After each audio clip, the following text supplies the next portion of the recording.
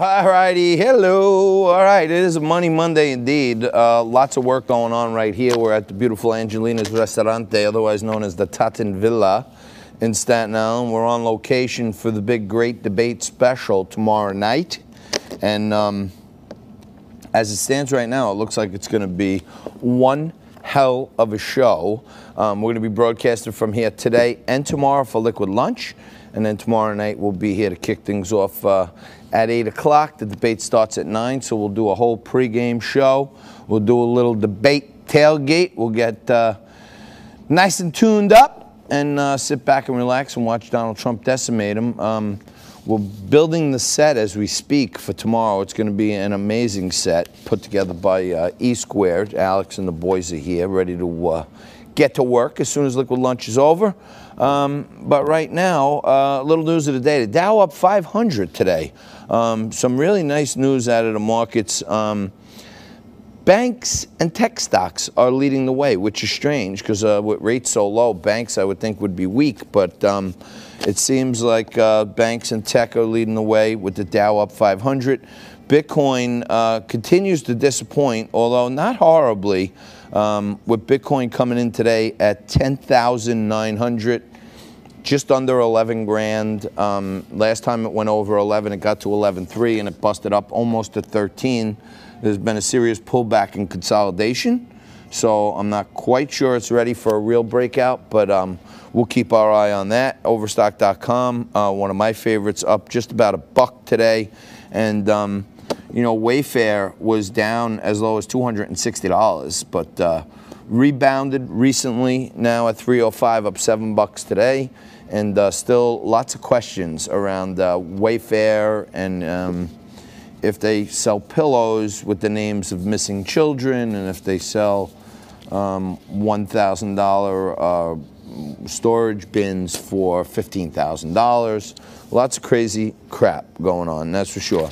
Now, we talked about it a little earlier. Amy Coney Barrett has been nominated by President Trump. There's really nothing the Democrats can do about it.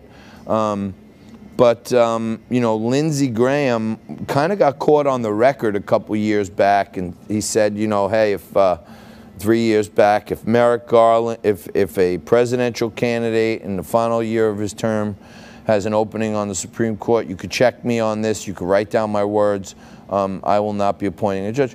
He had to flip-flop on that because this is one of the most divisive times in our history, and with the opening on the Supreme Court and Donald Trump having basically an obligation and a duty, Lindsey Graham has to give the president what he wants. And if nothing else, let's just say Donald Trump loses somehow and it's contested in court and all this other stuff.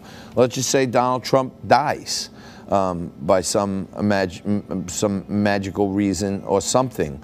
The one thing we can be safe with is if these crazy progressives get into office and take over and have control, everything they do to try to change the Constitution will be brought all the way to the highest court in the land, and there'll be 6 Republican conservative appointees on there. John Roberts has lately been going back and forth. I really don't love what he's doing, but we've still got him outnumbered, even if John Roberts decides he wants to become more aligned with the left-wing section of the court.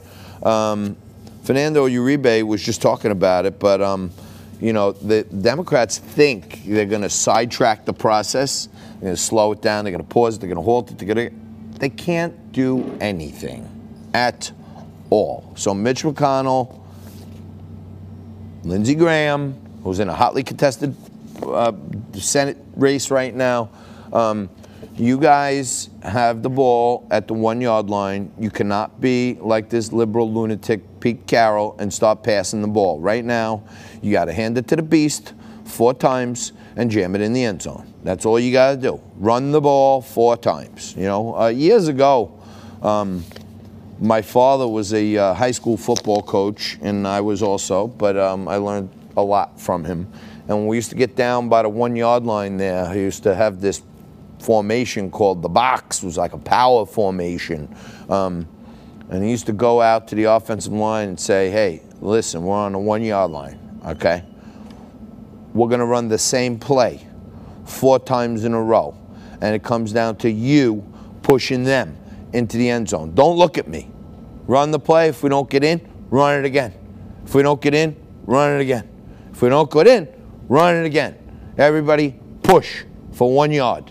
And that's all they got to do right now. Mitch McConnell's got to keep the whole team together.